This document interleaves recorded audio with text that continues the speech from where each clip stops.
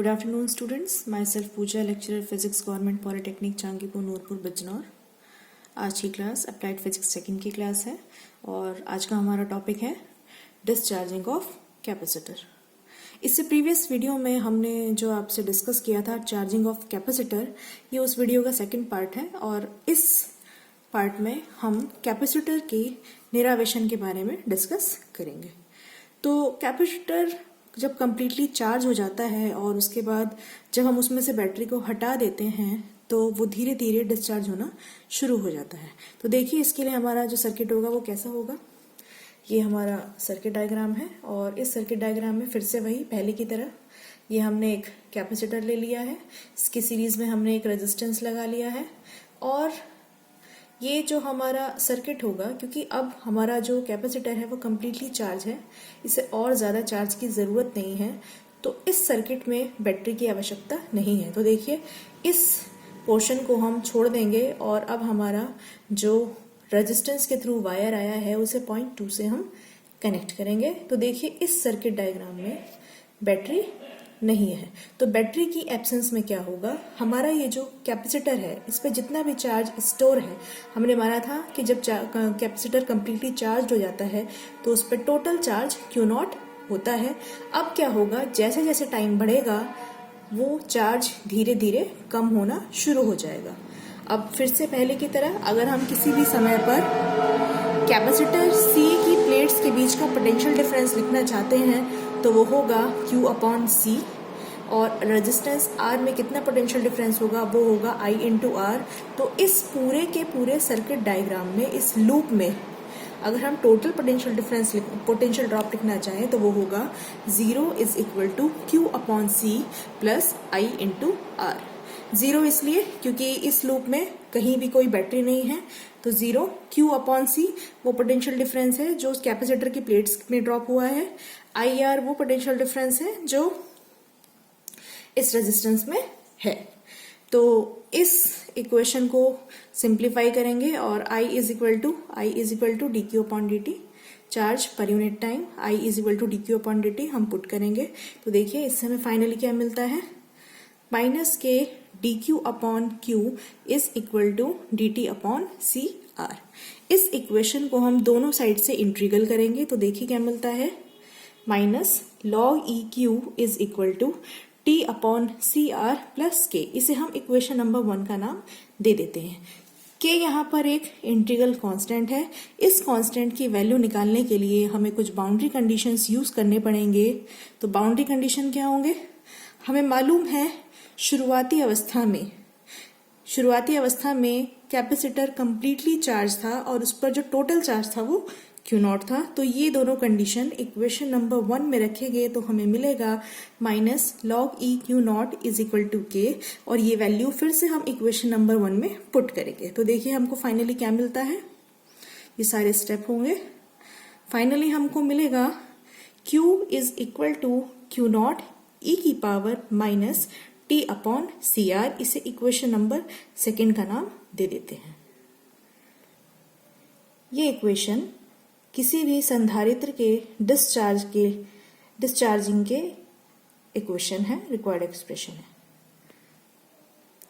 Again equation number 2 में T = CR.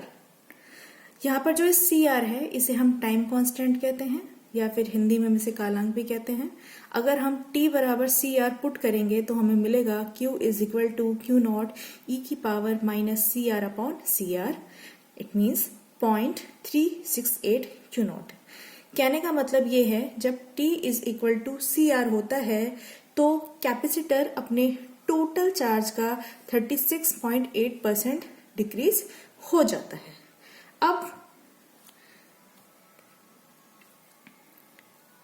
अब अगर हम और भी वैल्यूज प्रीवियस लेक्चर की तरह अगर हम इसमें पुट करें और अगर से हम Q के वैल्यूज निकालें, T = CR, 2CR, 3CR, 4CR etcetera इस टाइप से, और उन वैल्यूज के बीच में अगर हम कोई भी ग्राफ प्लॉट करें तो देखिए हमको कैसा ग्राफ मिलेगा. यहाँ पर ये Q है, इधर T है. तो ये जो हमने ग्राफ प्लॉट किया है Q और T के बीच में, तो देखिए हमको क्या मिलता है, ये हमारा मैक्सिमम चार्ज है Q0, जब हम t इक्वल टू हमारा 0 था और हमने बैटरी को सर्किट से हटा दिया था और धीरे धीरे हमारा ये चार्ज घटने लगा था, कैपेसिटर से चार्ज घटने लगा था, कैपेसिटर डिस्चार्ज होना शुरू हो गया था।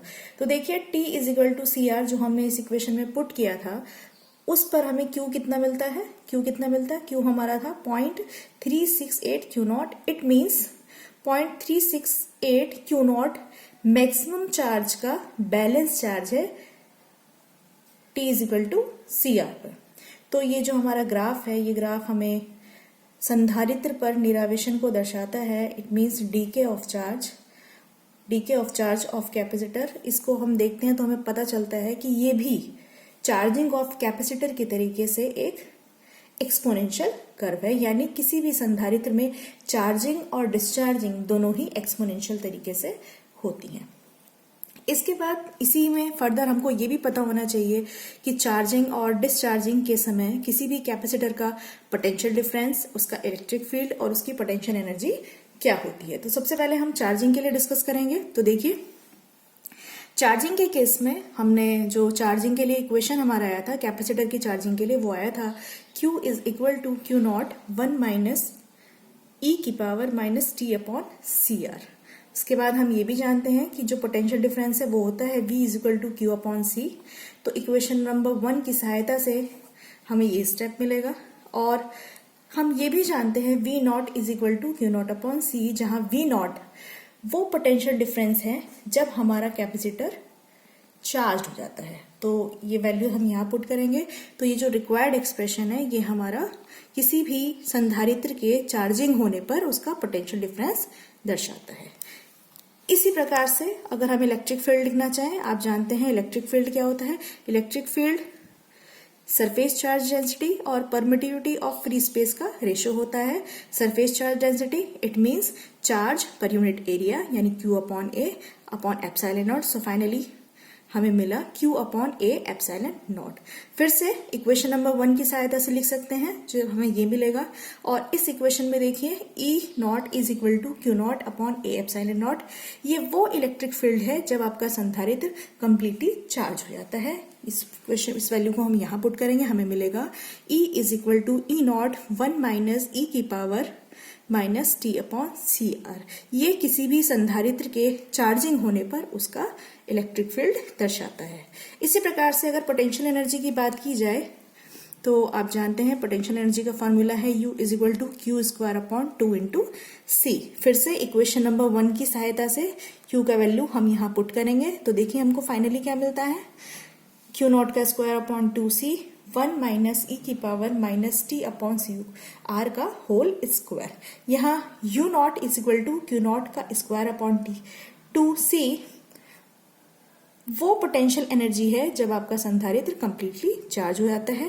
ये वैल्यू हम यहाँ पुट करेंगे तो हमें U is equal to U naught 1 minus E की power minus T upon C R का होल स्क्वायर। ये चार्जिंग के समय कैपेसिटर की पोटेंशियल एनर्जी का फॉर्मूला है। अब ठीक इसी तरीके से जैसे हमने चार्जिंग ऑफ कैपेसिटर के लिए वो सभी एक्सप्रेशन निकाले, अब हम डिस्चार्जिंग के लिए निकालेंगे। तो हम जानते हैं जब कैपेसिटर डिस्चार्जिंग की अवस्था में होता है तो उसके लिए जो इक्वेशन होती है वो होती है Q is equal to Q naught E की power minus T upon C R. फिर से वही potential difference V is equal to Q upon C। So from equation 2 we can say V is equal to V naught E की power minus T upon C R, where V naught वो potential difference है जब आपका जो संधारित्र है वो completely charge है। ठीक है, इसके बाद इलेक्ट्रिक फील्ड, फिर से वही electric field is the ratio of surface charge density and permittivity of free space. और आपका जो सरफेस चार्ज डेंसिटी है वो है charge per unit area. So we can say E is equal to Q upon A epsilon not.